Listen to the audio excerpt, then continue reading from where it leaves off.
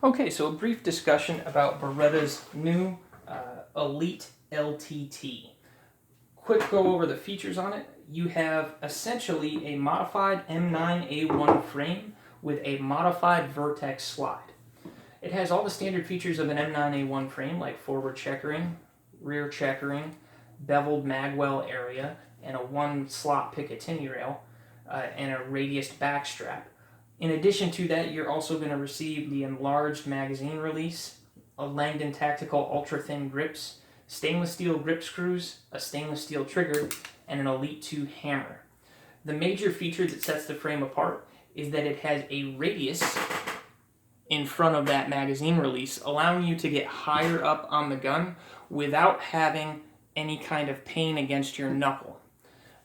When you couple that radius here along with that radiused back strap, softer corner on this beaver tail compared to a non-radius frame, and those super ultra thin grips, it really gets a noticeably higher hold on the handgun. The top end of the gun is a modified vertex slide. It has forward cocking serrations, and at the rear of the slide, there is a slight upward angle that prevents that slide from coming back to cut you if you get very high on the gun. In addition, the slide assembly also includes a stainless steel 4.7-inch barrel with a recessed target crown. A lot of people call that the Elite 2 barrel. And a stainless steel guide rod. It is not fluted, but it is a solid steel guide rod. You also have the Decocker Kit that Beretta has recently released, and a set of fiber optic, and the fiber optic front sight, and the rear sight is a flat face square notch with some serrations. It does not feature a plunge cut the way many other rear sights do. The sights are noticeably wider rear notch than stock M9 sights. So that's essentially the features of the gun. It does come with 3 15-round magazines. I want to talk a little bit about the gun itself, though. It's been a long time coming. The fit and finish on the pistol is excellent. There's no noticeable finish wear. The forward cocking serrations don't have any chatter marks within the actual serrations or anything like that. There is a staking mark. It's a Beretta. They all have that. A lot of people worry about that barrel being centered in the slide. The barrel is centered in the slide, just a little bit low. That's not something that worries me at all. The front sight actually does have a small punch mark where it's been staked into place, but I don't think that's a problem at all. In fact, I'm glad that it has that. When you first get the gun, there's a lot of white grease that may stand out in your hammer area as you go to clean that off. Features of the gun that nothing else has is that radius, that magazine release, the radius on the rear of the slide, and the front cocking serrations on the vertex slide, along with a unique set of sights that, as far as I'm aware, are not sold individually or put on any other guns. The things I really like is I can get so high up on the gun. It's noticeably higher than other guns. I've not fired a brig tack, but I have handled them, and I don't think that I get as high on a brig tack as I do on this. I really feel it's the pinnacle of the Beretta 92 because you do now have dovetailed sights that you can change out at your whim. In addition, it has what I think is the best makeup of a frame. That magazine release with these ultra-thin grips, I'm a really big fan of that, and have been ever since I got my Langdon M9. Those two combined, the thin grips with that, just allows for a really easy mag dump for me. I'm a definite fan. The Decocker Kit, I kind of wish it was a true G, but I'm not that worried about it because it does what it needs to do. From an aesthetic standpoint, one side is not quite as pretty, but that's not the end of the world. I do intend for this to become my USPSA gun, and to that end, I'm very happy about the stainless steel grip screws. You'll notice on the Langdon M9, this is my regular dry fire gun, those screws have become discolored a bit just from regular sweat. So I'm pretty excited about that. This has all the major features that Beretta fans like myself have been wanting, all in one package. Compared to other guns, I think it also stacks up better as far as price tag, including $165 extra for an Ernest Langdon trigger job. This comes in cheaper than the majority of brig tacks. A new brig tack can run more money without any trigger work, and this has trigger work done by the best Beretta pistol smith in the business. Speaking of trigger work, so what we've got here is a stainless steel trigger with Ernest Langdon work, and it's just so smooth all the way through the double action pull. There is no stacking, there's no grit. It's fairly light, but it is still that double action weight.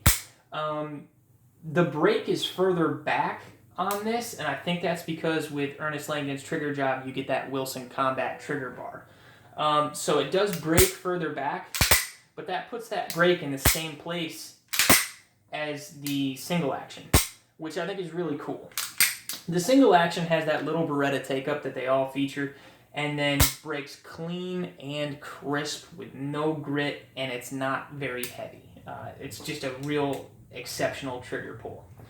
Comparatively, this is the Beretta M9 that Langdon spec'd out. This only has a D-spring installed and no other trigger work. So with this, you've got a much heavier trigger pull. Well, heavy in comparison to the Elite LTT with Beretta work by Langdon, but not heavy in comparison to an average 92. That D-spring does help. But it's got a fair amount of grit. There's lots of little, not walls, but there is some stacking, I think, a little bit to the rear. She gets a little bit heavier from about there back. And then her single action brakes right there. So back here-ish, right? But then her double action brakes just before that. And the brake in double action is see how single action was so crisp? The double action brake is not in a spot, it's in a little area. So it brakes from here to there, and that is the brake. So that gives you kind of an idea of the difference. I definitely feel like the 165 was worth it. See, this doesn't brake from here, and then the brake actually goes through a wall from there to here. It brakes right back there, and it's in the same definite spot. So I really feel like the trigger work was worth it. Included in the box, I have the original trigger bar and the original D mainspring that would have been in it if I hadn't ordered trigger work. With Ernest Langdon's trigger work, this includes a 13-pound hammer spring, I believe, and that's possible to go that light because the Wilson trigger bar cocks the hammer back further in double action. So if I move my thumb, so that's how I think it compares to the brig tack. I think it's definitely a better value and has all the same benefits, except for some people may aesthetically care for the rounded trigger guard, the blackened barrel, and some people might like the way that big fat slide of the Brigadier reciprocates. The Brigadier slide to me means worse holster availability. And the square trigger guard is a profile that I actually like. So to me, this is a better pistol than the brig tack for value, for features, as well, because the brig tack's not going to have those forward cocking serrations. Compared to the M9A3, I think that it is still better because while many people tout that the Vertec is the best thing ever for someone with small hands, I doubt that a number of them have tried ultra-thin grips with a radius backstrap. If you take a look at the actual width of that pistol, that is very, very thin contoured to your hand. So even though the Berettas are known as a very fat, chunky gun, the circumference here between the web of your hand and your middle finger, the zones where you're actually going to be high, that is very, very, very comfortable, and in my opinion more comfortable than the flat mainspring housing of a Vertec slide. So because I prefer the thin grips with the full frame, I think that's better on this gun. The other thing is that people tout the conversion grips of the M9A3, but with the conversion grips, while you still get the hand filling portion, the back of that profile, you also get the wideness, and you can't select different widths with the conversion. The M9A3 also doesn't have a fiber optic front sight. For someone looking to use this pistol for competition, that's important to me. However, you can trade that out. So eventually I may have one of these with Spartan sights. The other thing is that with an M9A3, you don't get this awesome stainless steel barrel. Stainless steel barrels have been known to have a little bit better bench accuracy. I also like that profile of the recessed crown. The M9A3 is awesome if you think you're going to be suppressing, but it just doesn't offer the grip profile that I like. So for those reasons, I choose this over the M9A3. The other thing is that an M9A3 doesn't have the option of shipping straight to you with $165 of Ernest Langdon Magic. There is no way in hell that that's going to hold a candle to the trigger on this thing. One of the biggest selling points, really, I don't know if I've hit it hard enough, is the radius right there. I'm going to show you comparatively. Here is the corner point of a standard 92. So that corner point, it's no big deal. You can become accustomed to it, but you can wear out the inside of your middle finger right about here, and on the reverse side, you can catch up towards your knuckle a bit. So that corner, it doesn't seem like a big deal, but with daily dry fire and a strong grip, that can be a very big deal. Comparatively on that Elite, she's rounded off so that you don't have to deal with that. I'm going to keep this a little bit closer to the camera because it seems to show better definition. You'll see that there's no chatter marks inside those forward cocking serrations or the rear cocking serrations, and that's on either side. You'll also notice there's no real dings anywhere on the pistol. The checkering on these grips I've got to talk about for a second as well. It goes up really high and it's very directional. That's awesome. So I've been using grips like this on my Langdon M9 for some time, and something that I like about them is if I grip hard and I make a few trigger pulls, bang, bang, bang, bang, bang. I believe Spencer Keepers pointed this out as well. You can see the imprint on the meaty part of my thumb from those grips, and it just shows you how well the directional checkering actually works. So another thing that I want to tout is that people say, well, why should I go with a high-end 92 like the Elite LTT? I can get everything you're talking about, or almost everything you're talking about, from the 92A1. I can save myself a considerable amount of money, and I can then go get myself a holster, and I'll still have that dovetailed front sight that everyone seems to cry for.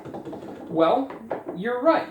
You can go do that. You won't have all the specific features that come from this model, but there's something you can't do with the 92A1. You can't recreate this. What I have here is essentially an M9 frame with the Elite LTT slide. This is a combination, though, that you're not going to be able to achieve with a budget option like the 92A1. If you're looking for a carry gun with no rail and you just want to get those sights you really like, but maintain that forward cocking serrations and have that nice target barrel and stuff, this is a great option. Despite that the trigger seems rough in comparison to the Elite LTT, this is in no way a bad trigger. You can still roll through the whole break in one pull, get what you need done. You still have that crisp break. This is still a very doable option. I think it's not even a bad option for carry, but you don't have the interchangeability like this with budget options like the 92A1. If you're willing to sacrifice some features, you can go with the M9A1, but you're not going to have the nice profile. You're not going to have that with any other pistol, and I really feel like it's a benefit. For those who care, I'm going to show the inside of the slide here quick. You'll notice there's no real machine marks. Everything is even and smooth. On the frame, you'll see that there's that stainless steel trigger hiding in there. The frame rails haven't seemed to wear funny or anything like that. Everything's been top notch. I haven't been to the range yet, so all she's seen is a couple days worth of dry fire. Inside the magazine well, there is a couple of little marks. Those are from me. I have done some reloading. Another feature of the frame that you only get with the Elite series is that flush mainspring cap. That flush mainspring cap is I think pretty cool. It's one less thing to be in the way when I go to try to reload or anything like that.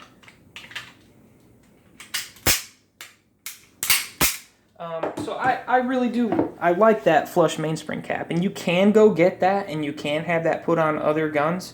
So it's not something you can't modify and do to another gun, but it's just one more thing that at this price point you get as a feature that you don't get with other things. I think that this gun is truly the pinnacle of the entire series, to be honest. Sorry, I'm just sitting here gawking at it because it's also a pretty handsome piece. With your stainless steel grip screws, your stainless steel trigger, your stainless steel barrel, it really makes for a handsome looking gun. I do want to compare sights real quick for you guys. So I learned how to shoot on sights like this, except for with a white front sight dot and a rear white dot at the center bottom of that rear sight. So stock M9 sights. This is, I think, stock M9 sights perfected. Bright orange front dot, blacked out rear.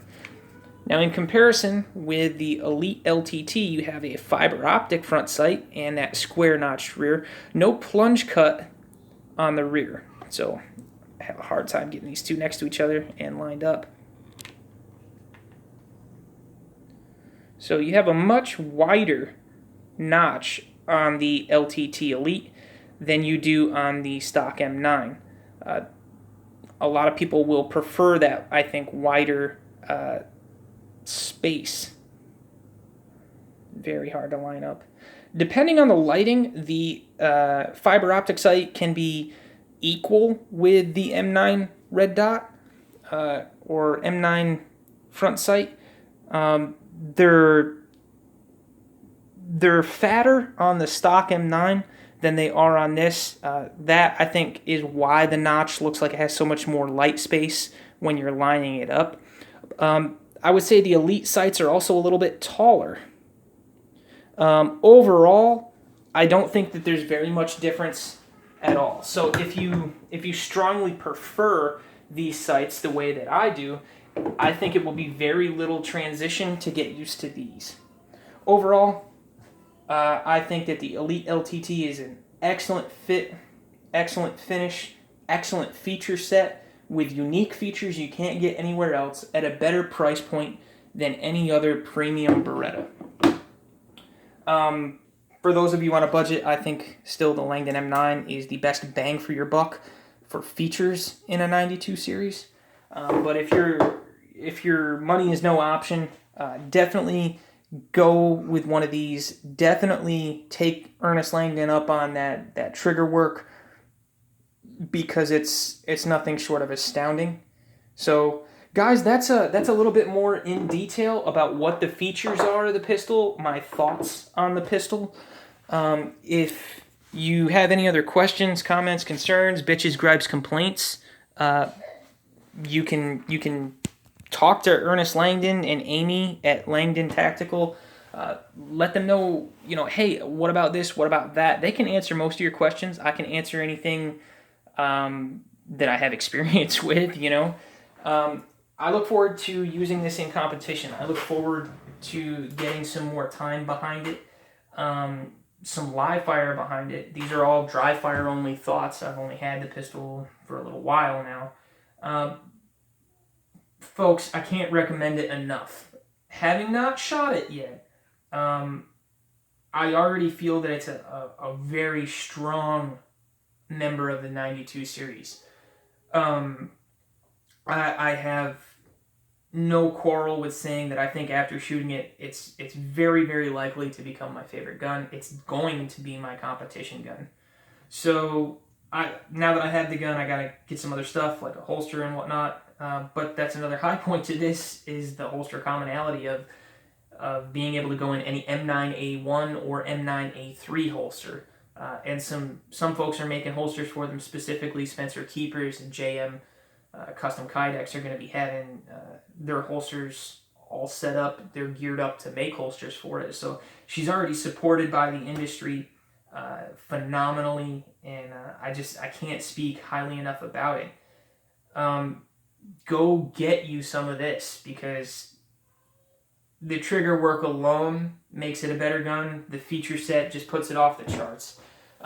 It's definitely my intention to have 2 more just like this one. One with Spartan sights, I think. This is a phenomenal piece. And that's all I got to say. I hope you guys found it informative.